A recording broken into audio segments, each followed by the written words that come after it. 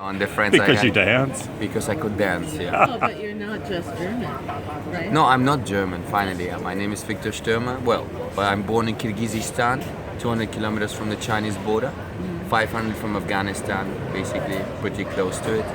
And well, yeah, my father is born in Kazakhstan, very close to Russia, but in this huge place. My grandparents are born in Northern Ukraine, being deported for 1936 to south of Ukraine and later in 1941 to this Asian Mongolian colonies. The Soviet Union tried to convince They of were the socialist. Ukrainian. No, my grandparents are born in Germany.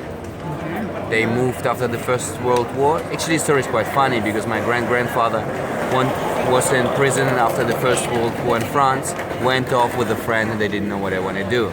Said, let's go to, there've been two trains going. One was going to Berlin and one was going to Kiev.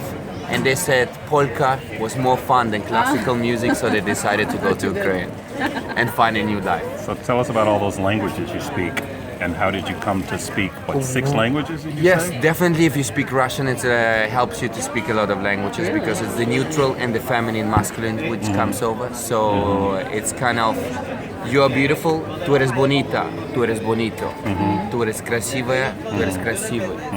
But it's still the neutral which exists. So certainly Russian, German, Spanish, Catalan, Portuguese de Brazil, and well, definitely English a little bit. Un café solo, por favor. And you said something about all Neil, what did you want? these sorts of identities, all these sorts of identities. Yeah, How did they sort of come together, and how you define yourself now and Well, see they- yourself? the identities was being that I've been finally in Kyrgyzstan, people been throwing stones on me as a child and said, you're a fucking fascist. And then I went to Germany, I was 7 years old, and the people said, look, the Russians are coming, the bad Russians. So I had to, at the beginning I was kind of outsider, and I was the beautiful man and the outsider in my life. So I was the intelligent and the one who would not, I'm not trying to make a sad story out of me, but until 14 when I was living in a German village, not one single girl in my classroom would give me a kiss because I was a Russian for them. I have a German name, blue eyes. I spoke German, but I was still a Russian to them, so they could Why? not have a personal relationship. Why did they think you were Russian? Because I'm born in Kyrgyzstan. Oh. And I believed from one moment at 19 I had a lot of Russian German friends.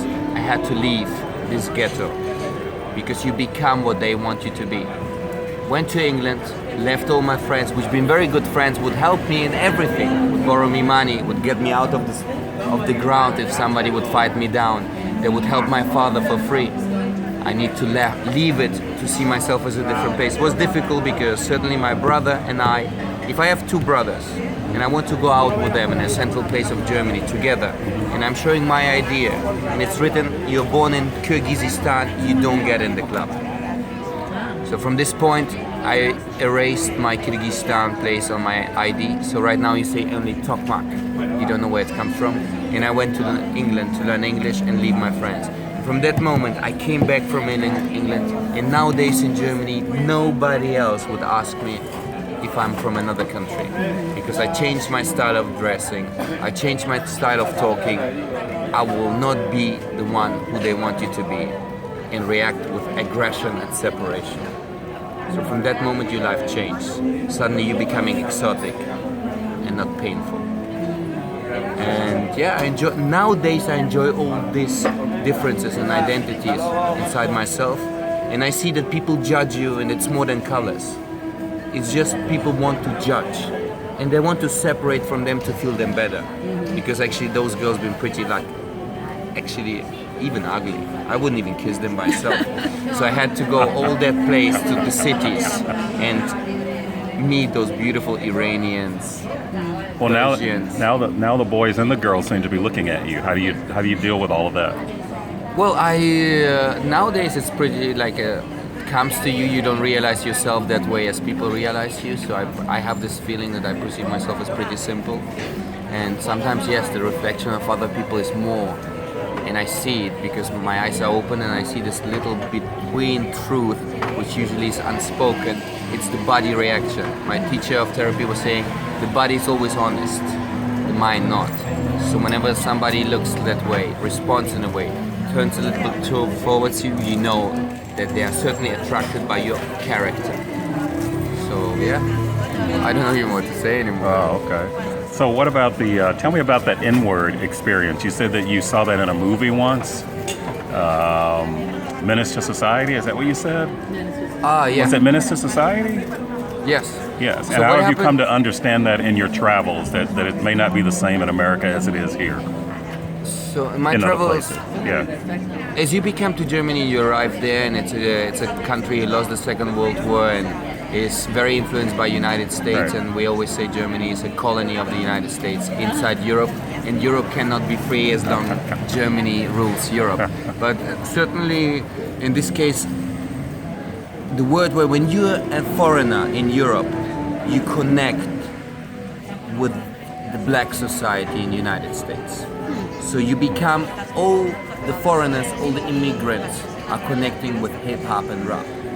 And I realized at the beginning, because you have violence, if hip hop and rap represents that you're releasing, let's say I feel violence, I don't feel justice in this world, and I'm expressing it through rap and hip hop or music to get rid of. But finally, when you arriving to those places, we've been all Afghan, Iranians, Arabs, so basically Arabs singing rap songs and believing they're black, or niggas and saying like that way. And we all believe that way. And we all try to be half criminals, but we didn't have guns, so we have to find something else. We have to meet up in a different way, we have to beat us up, we have to show others, and basically give the sufferment back to those who are normal society. We catch them on the streets and we give them the physical power back, Right. which means we have the power of the streets, they have the power of the courts, and you become identified and you start to see all these movies of hatreds, and which is basically connected with a cycle of violence. And you're forming way in this form in Europe, but in a European way. European is softer way, right? Because we have social wealth, we get a normal amount of money, we're health insured. So literally we don't have to rob, we just play niggas. So we're becoming white playing niggas. And how did you arrive at your sort of concept of masculinities? Because you talked about that in one of our conversations earlier. Could you? Yeah, how is masculinity defined? How do you see masculinity being defined in these different cultures that you've seen? In American culture, for example, hip-hop has a certain posturing. Some hip-hop has a certain posturing, and part of that is language. Part of it is how many women you have surrounded by you, how much bling you have, how much money you have. That becomes a way of defining the gangster raps. The gangster style, for example, is a form of masculinity. So how have you seen those sort of manifested masculinities here in Well, we all Barcelona started- and Cuba, wherever you've At the traveled? beginning, where I learned to do love totally wrong, because of growing up in this hip hop society, I was doing love as the movies kids and hip hop movies and all these ways of expressing sexual energy in a way with no love. And that's how I learned love. That's how I learned to make sex. And it took me till 19 when I realized it was not that way. But sex was connected with a little bit of power. Sex was, you don't ask the girls what you want. Sex was to get all the Arab girls as well, because they're getting your sisters. So we have certainly, that's how I learned about love and sex and masculinity. I had to be a hard man who don't show feelings to the girls and other guys.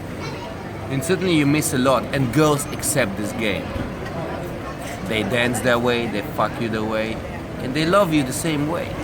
They can't even express their feelings. So you become this hard man. It's one of the reasons I went to England at that time and wanted to leave my society, because I was not this guy who wanted to be pretending hard all the time. And masculinity, I found out, is finding yourself and being kind of a guy who can actually accept that he's able to love, feel and suffer and cry as well.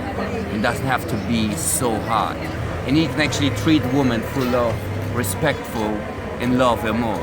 And it's not boring in a way. You could still have a lot of power doing it, but you don't need aggression excels, connection, and you don't need half violations. You want a girl who wants you. Perfect.